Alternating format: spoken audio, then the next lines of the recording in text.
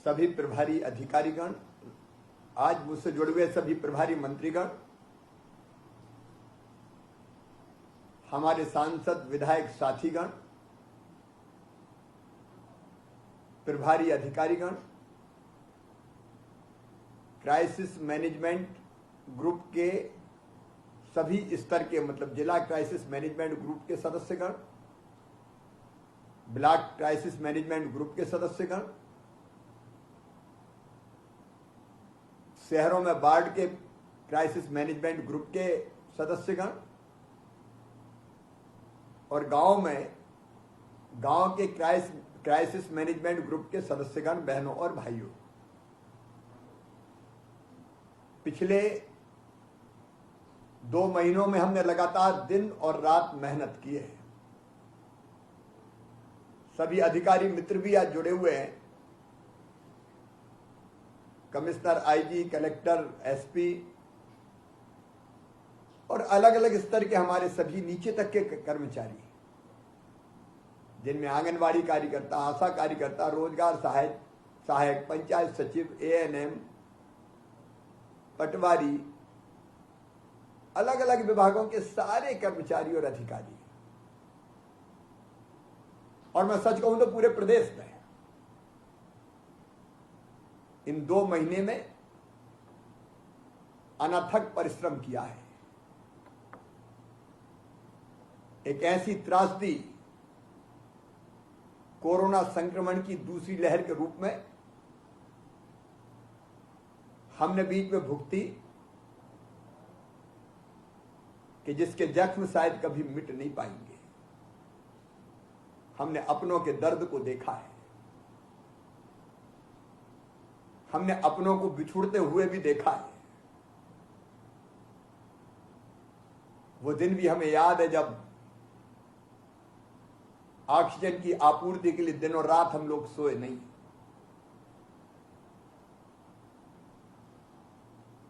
एक नहीं, अनेकों कष्ट और कठिनाइयों से हम गुजरे, लेकिन आज मुझे कहते हुए संतोष है और मैं आप सबको बधाई दे रहा हूं। गांव के भी क्राइसिस मैनेजमेंट के भाइयों बहनों को, शहर के भी, ब्लॉक के, जिले के सभी साथियों को क्राइसिस मैनेजमेंट ग्रुप एक अद्भुत प्रयोग अपने मध्य प्रदेश का, जिसमें सरकार, प्रशासन और समाज मिलकर एक हो गया। एक अभिनव प्रयोग अपना। सरकार अकेली नहीं लड़ेगी, हमने तय किया। सरकार और समाज साथ मिलकर लड़ेंगे। और आज मुझे कहते हुए असीम संतोष है कि हर एक ने अपनी जिम्मेदारी का निर्वाह पूरी कर्तव्य निष्ठा के साथ किया और अब सब मिलकर एकजुट होकर एक टीम के रूप में काम करते रहे। इसके कारण आज ये स्थिति बनी कि कोरोना संक्रमण पर मध्य प्रदेश में हमने लगभग काबू पा लिया। आज अगर आप देखें तो कोविड संक्रमण की दृष्टि से देश में भी मध्य प्रदेश आखिरी पायदान पे खड़ा है। कल जो टेस्ट हुए थे,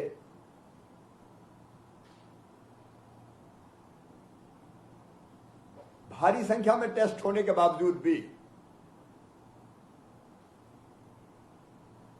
75,000 से ज्यादा टेस्ट हुए,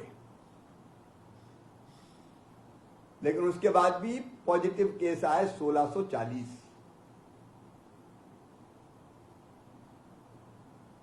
देश के डेली केस लोड में मध्य प्रदेश का योगदान अब सबसे कम है, 1.4%। देश के राज्यों में सबसे कम योगदान अब हमारा है।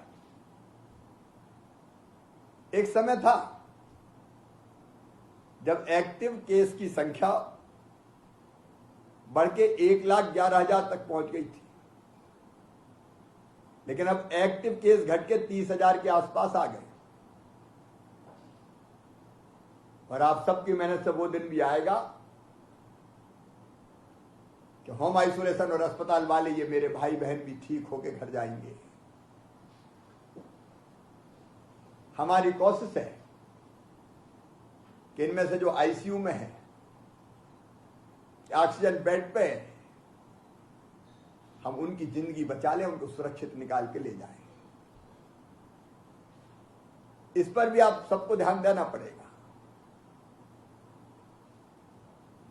अप्रैल के महीना में पॉजिटिविटी रेट मध्य प्रदेश का 25% हो गया था, अब घट के ये 2% तक आ गया है। और एक और खुशी की बात है, जो संक्रमित भाई बहन उनके स्वस्थ होने की दर जो 80% के आसपास थी, आज बढ़ के 95% हो गई है। 100 में से 95 ठीक हो रहे हैं और ये संख्या बढ़ाते जाएंगे हम। ये संख्या स्वस्थ होने वालों की दर बढ़ती जाएगी। कल आगर मालवा में कोई पॉजिटिव केस नहीं आया था, 0। आज डिंडोरी में कोई पॉजिटिव केस नहीं आया। टेस्ट नहीं घटेले, पॉजिटिविटी घट गई। केवल 3 जिले अब ऐसे हैं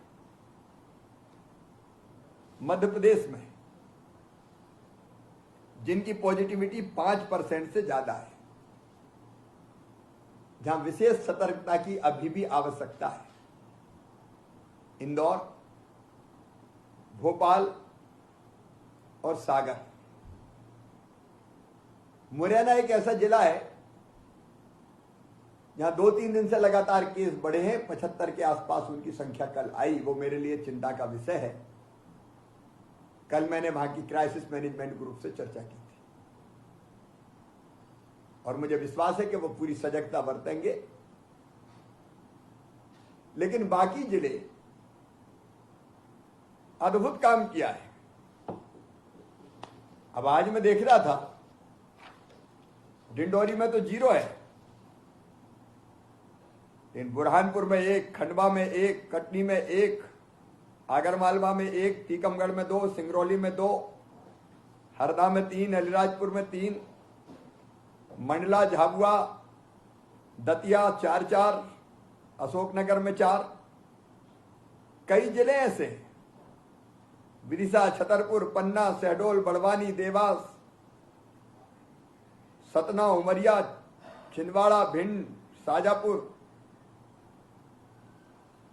10 से नीचे पॉजिटिव केस है। मतलब जो टारगेट हमने तय किया था 31 तारीख तक 0 तक ले जाने का, उसको प्राप्त करने में इन्हें सफलता प्राप्त कर ली है।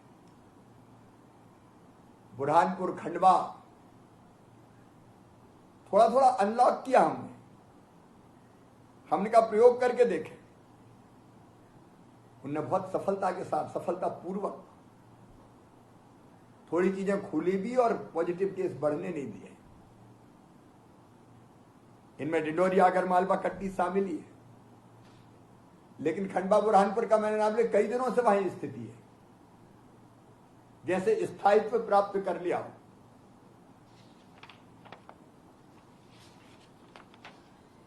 लेकिन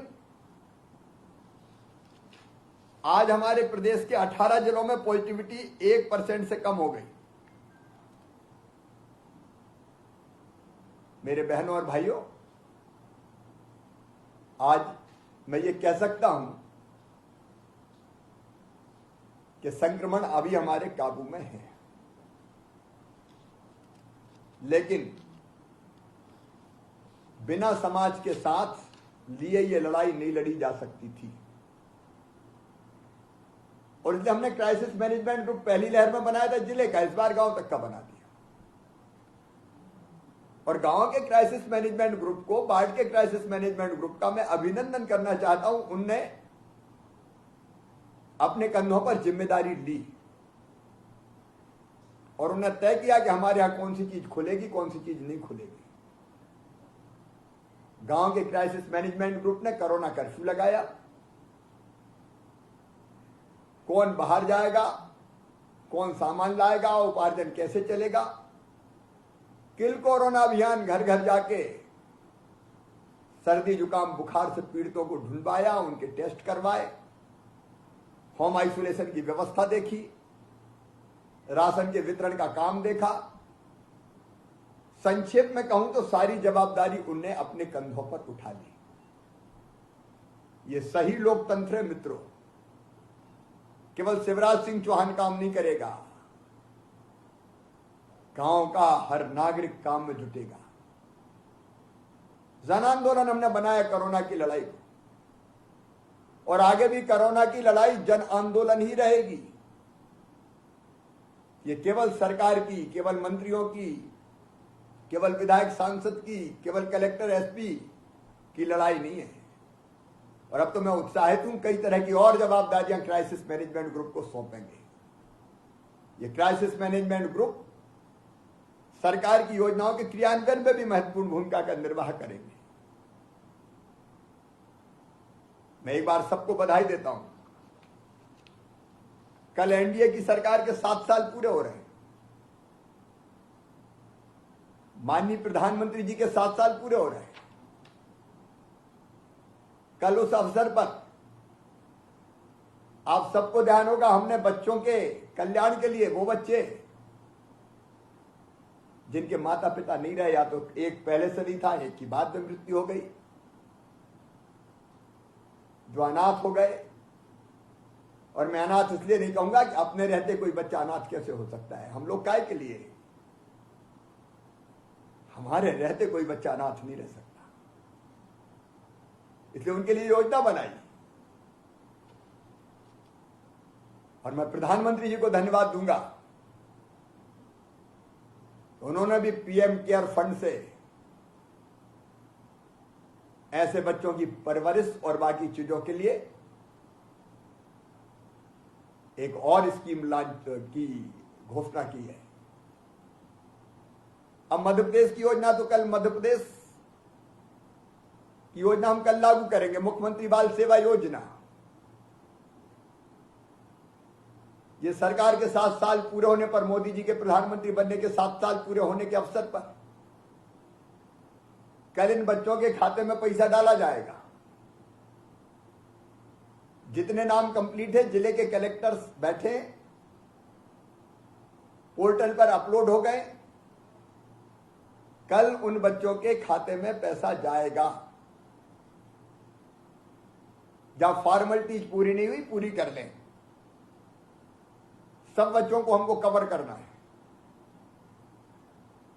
तो औपचारिकता पूरी कर लें। निःशुल्क राशन देने की व्यवस्था, ऐसे बच्चों को शिक्षा देने के लिए भी हमारा संकल्प है। और इसलिए उनकी शिक्षा निःशुल्क होगी। 24 साल की उम्र तक वह हमारे बच्चे उपयुक्त विद्यालयों में जहां ठीक शिक्षा मिले। और कलेक्टर ये भी ध्यान रखेंगे कि जो छोटे बच्चे, अभी उनकी बात नहीं करता, लेकिन कई ऐसे बच्चे जिनकी उम्र बड़ी है, वो भले कॉलेज में पढ़ने वाले हो, कॉलेज के बच्चे भी हो सकते हैं, वो स्कूल के हो सकते हैं, बिल्कुल छोटे बच्चों को तो अभिभावक की जरूरत पड़ेगी। उन बच्चों को अगर हॉस्टल में एडमिशन दिलाना होगा तो हम विशेष रूप से उनको हॉस्टल में प्रवेश दिलवाएंगे। वो छात्रावासों में रह के पढ़ेंगे। अगर कोई बच्चा ऐसा होगा तो वो भी चिंता कर ले कि जिसको संभालने वाला कोई उपयुक्त व्यक्ति नहीं बचा, तो ऐसे बच्चों को हम बाल गृह या बाकी रहने की व्यवस्था का उपयुक्त प्रबंध करेंगे। अगर उनका है कोई चाचा, मामा, बुआ, फूफा, कोई भी जो ढंग से संभाल सके छोटे बच्चे, उनके पास रहेंगे। हम आश्वस्त हो जाएं कि वो बच्चे की देखभाल करेंगे। स्नेह और प्यार करने वाले लोग चाहिए, नहीं तो हर महीना पैसा और राशन के चक्कर में कोई ऐसे के हाथ नहीं चले जाए। कि जो उनकी ठीक ठाक देखभाल ना करें, नहीं तो हम फिर अपनी व्यवस्था में बच्चों को रखेंगे, उनका इंतजाम करेंगे। अगर कोई बिटिया ऐसी होगी कि जिसकी शादी नहीं हो पाई, मैं एक परिवार को जानता हूं, बेटी की सगाई हो गई और पिता चल बसे, ऐसी परिस्थितियों में बेटी की शादी हम करेंगे पूरे स्नेह के और सम्मान के साथ करेंगे। तो ये बात केवल छोटे बच्चों की नहीं, आप समझ लेना, ये बात बड़े बच्चों की भी है, जिनकी पढ़ाई पूरी नहीं हुई, छोटे की, बेटा बेटी। मेरा भाव आप समझ गए होंगे। जिन बच्चों को लैपटॉप की जरूरत है उनको लैपटॉप भी दिया जाएगा, वो योजना में मैं जोड़ दूंगा। शादी, लैपटॉप, अवयस्क बच्चों की देखभाल सब सम्मिलित रहेगा। उन बच्चों की पूरी जवाबदारी हमारी है, समाज की है। तो उस जिम्मेदारी को मैं मानता हूं कि कल सब बच्चों का जो प्रक्रिया वो पूरी नहीं हो पाएगी, लेकिन कल मैं चाहता हूं कि कुछ बच्चों को इस योजना का लाभ दे दूं। कल का दिन शुभ दिन है, कल ही मैं डालना चाहता हूं। कलेक्टर्स उसकी तैयारी कर लेंगे। मित्रों, आप सबसे मेरा निवेदन है, अभी संक्रमण को नियंत्रित किया है, संकट समाप्त नहीं हुआ है, और इसलिए हमको अत्यंत सावधान रहना होगा। घटते घटते ये कोरोना बढ़ जाता है, बड़ी बहरूपिया बीमारी है ये। इसलिए जहां जरा भी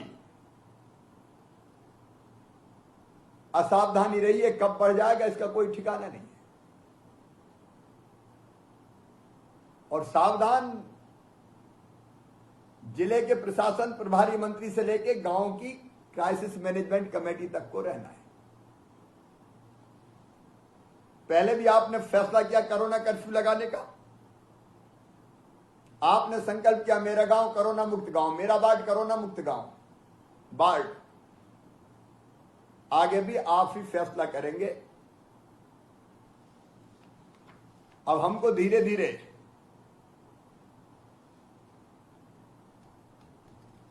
सारी सावधानी रखते हुए, ताकि तीसरी लहर ना आए। और तीसरी लहर कैसे नहीं आएगी ये मैं आपको बता रहा हूं।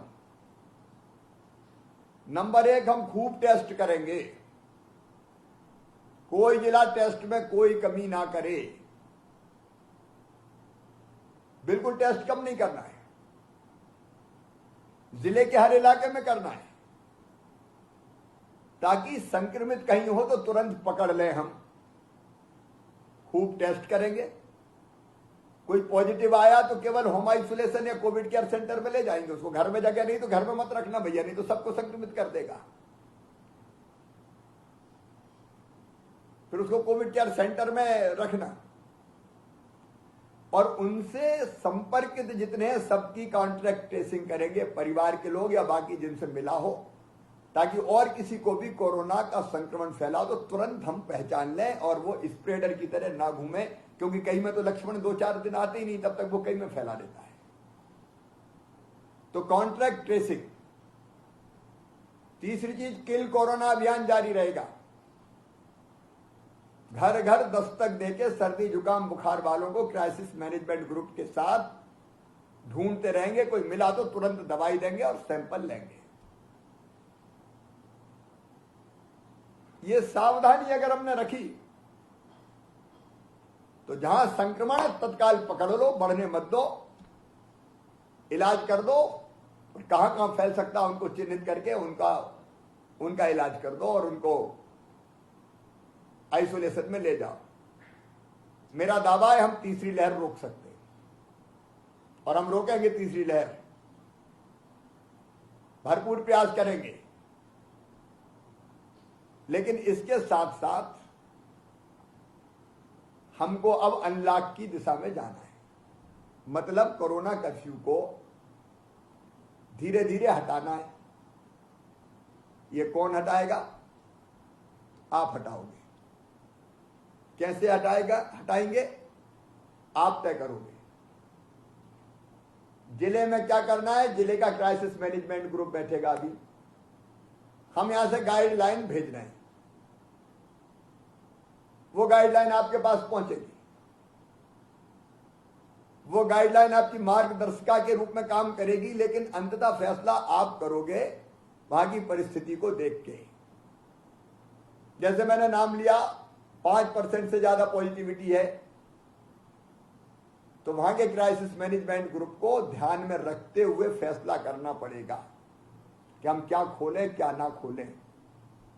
जैसे मुरैना में केस बढ़े तो मुझे पता चला वहां के क्राइसिस मैनेजमेंट ग्रुप ने तय कर लिया कि अभी हम 1 तारीख से मुरैना को कोरोना कर्फ्यू में ढील नहीं देंगे।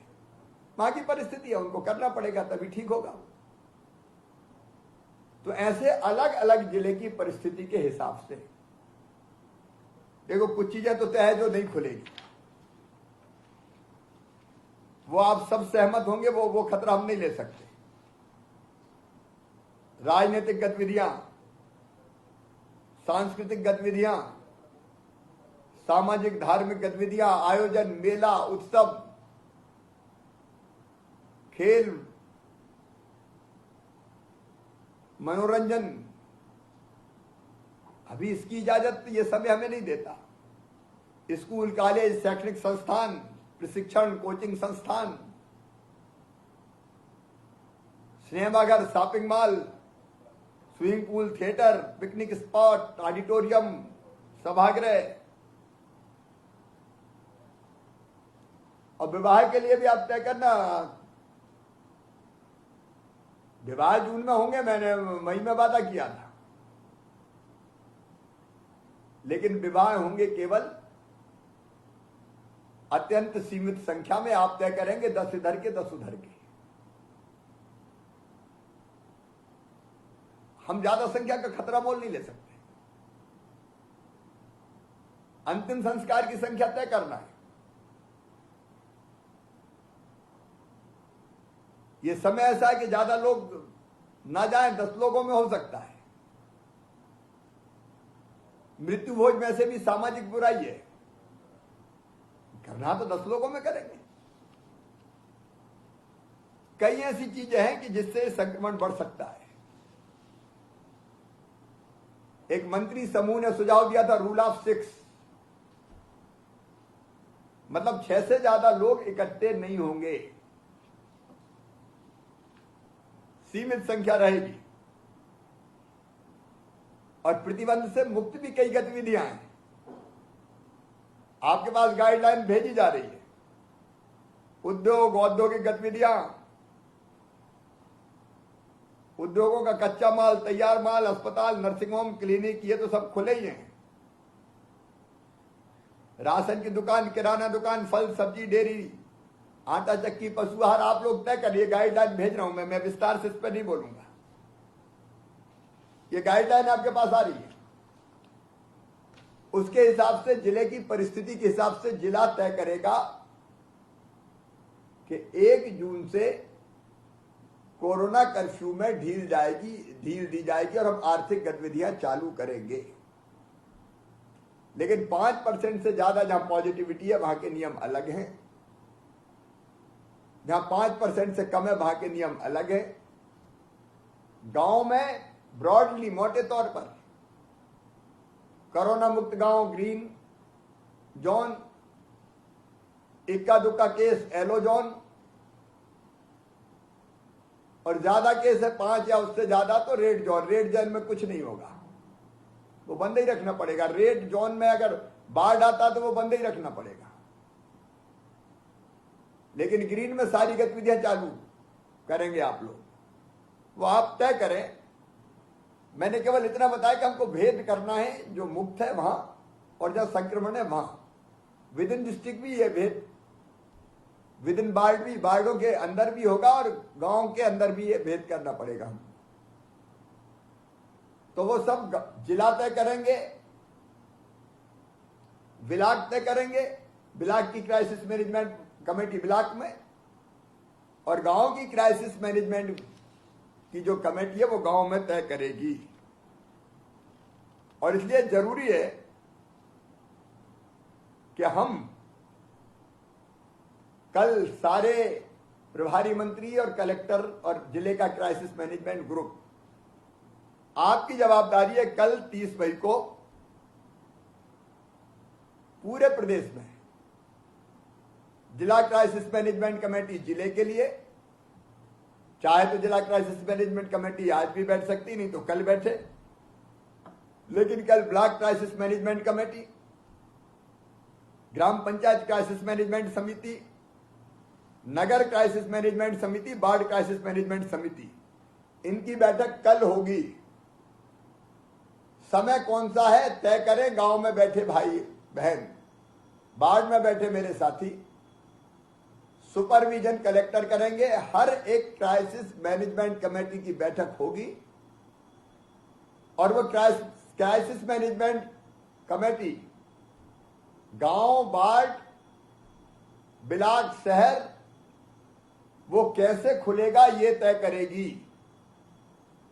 उनके कंधों पे जवाबदारी, उनको परिस्थिति संभालना है, सरकार पूरा साथ देगी। उनका फैसला मतलब सरकार उस फैसले के पीछे खड़ी रहेगी लागू करने के लिए।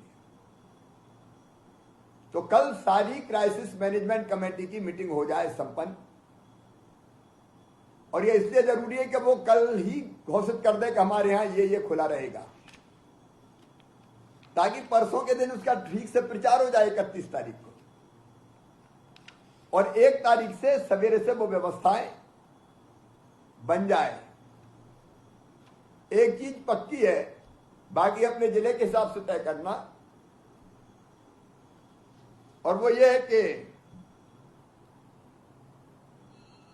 सैटरडे को, शनिवार को रात के 10 बजे से लेके सोमवार के सवेरे 6 बजे तक कर्फ्यू सब जगह लागू रहेगा। वो तो मिनिमम रखना ही है हमको, बाकी आप अपने हिसाब से फैसला करिएगा, लेकिन उतना हम रखेंगे। तो ये सब बैठ के हो जाए और क्राइसिस मैनेजमेंट कमेटी फैसला कर ले और जनता को अवगत कराए, और इसके साथ साथ कोविड एप्रोप्रिएट बिहेवियर, कोरोना के संक्रमण को रोकने के अनुकूल व्यवहार, मतलब बिना मास्क के अनावश्यक रूप से घरों से नहीं निकलेंगे, निकलेंगे तो मास्क लगा के निकलेंगे, और निकलेंगे तो दूरी बना के रहेंगे, 2 गज की दूरी जो प्रधानमंत्री जी ने कहा, और भीड़ इकट्ठी नहीं होगी। नियम सारे आप बनाएंगे, लेकिन दुकानदार को दुकान खोलनी है तो नियमों का पालन करके खोलना पड़ेगा। अगर वो मास्क नहीं लगाता, वो दूरी मेंटेन नहीं करता, तो ऐसे में दुकानें सील भी कर दी जा सकेंगी। अगर व्यवस्थाओं का पालन करते हुए व्यापार करना पड़ेगा, और खरीदी भी उस व्यवस्थाओं का पालन करते हुए करनी पड़ेगी, और नहीं तो फटाफट फैलने में देर नहीं लगेगी। तो वो सारे मापदंड भी आप बनाए कि दुकानदार को क्या करना चाहिए, ग्राहक को क्या करना चाहिए, सब्जी के ठेले वाले को क्या करना चाहिए, सब्जी मंडी अगर खुलेंगी तो खुले में कैसे बिना भीड़ के चले, ये कई तरह की व्यवस्थाएं बनानी पड़ेगी। वो आप वहां बैठ के बनाएंगे, और मुझे पूरा विश्वास है कि पूरी जिम्मेदारी से हमारी क्राइसिस मैनेजमेंट कमेटी काम करेगी, तो हम कोरोना की तीसरी लहर पे काबू पा लेंगे। तब तक तैयारी हम हर एक करेंगे, उसके बारे में आज मुझे नहीं बताना क्या क्या करना है, मंत्री समूह ने वो भी तय किया है। लेकिन कोविड एप्रोप्रिएट व्यवहार के लिए लोगों को तैयार करना पड़ेगा, वैक्सीनेशन के लिए लोगों को तैयार करना पड़ेगा। वो अलग अभियान हम चलाएंगे।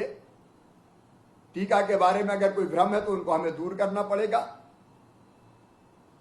तो मैं यही निवेदन करना चाहता हूं कि क्राइसिस मैनेजमेंट ग्रुप की बैठक कल करके आप अपने गांव को, शहर को, वार्ड को, जिले को सुरक्षित रखने के लिए क्या क्या करना है वो विचार करके आप फैसला करें। मैंने जैसे कहा कि एक मोटी गाइडलाइन आपको भेजी जाएगी, अंतिम फैसला आपको करना है। और मुझे पूरा विश्वास है आप सबके सहयोग से मध्य प्रदेश का ये मॉडल ऐसा होगा जो महामारी के संक्रमण को रोकने में, जन भागीदारी से रोकने में एक नई दिशा दे देगा। अब इसकी चर्चा भी होने लगी। आप सबके सहयोग से हमने संक्रमण रोका है, हम आगे बढ़ने नहीं देंगे। अब आर्थिक गतिविधियां भी चलेगी और कोरोना का वायरस रहेगा तो संक्रमण को भी रोकते हुए हमको आगे बढ़ना पड़ेगा। दोनों चीजें, संक्रमण बढ़ने नहीं देंगे, खत्म करेंगे, और आर्थिक गतिविधियां ऐसे चालू करेंगे कि जिससे संक्रमण ना फैले। और मुझे पूरा विश्वास है आप सब ने जिस शिद्दत से काम किया है, मैं आज दिल से कह रहा हूं, अंतरात्मा से कह रहा हूं, ये अद्भुत प्रयोग मध्य प्रदेश में हुआ कि एक टेबल पे बैठ के हमारे प्रभारी मंत्री, हमारे विधायक, हमारे सांसद जी, हमारे क्राइसिस मैनेजमेंट ग्रुप के सदस्य, राजनीतिक दलों के कार्यकर्ता, अब जिस शिद्दत से बीजेपी के लोगों ने काम किया है, सेवा का अद्भुत है। कई समाजसेवी संगठनों ने किया है, अनेकों कांग्रेस के मित्र भी आगे आए। मैं किसी का नाम नहीं लूंगा, लेकिन अद्भुत ढंग से हमने काम किया और मुझे पूरा विश्वास है कि हम सब मिलके ही आर्थिक गतिविधियां भी चालू करेंगे और कोरोना के संक्रमण को रोक के एक नया इतिहास रचेंगे, जन भागीदारी से मुकाबला महामारी का। और भविष्य में जिसके उदाहरण शायद दिए जाएं आप सबके कारण। एक बार फिर मैं आप सबको हृदय से धन्यवाद देता हूं, लेकिन फिर कहता हूं सावधान रहना है, अपने जिले को बचाना है हमें, और वो जिम्मेदारी आपकी है। मैं आपके साथ खड़ा हूं। बहुत बहुत धन्यवाद।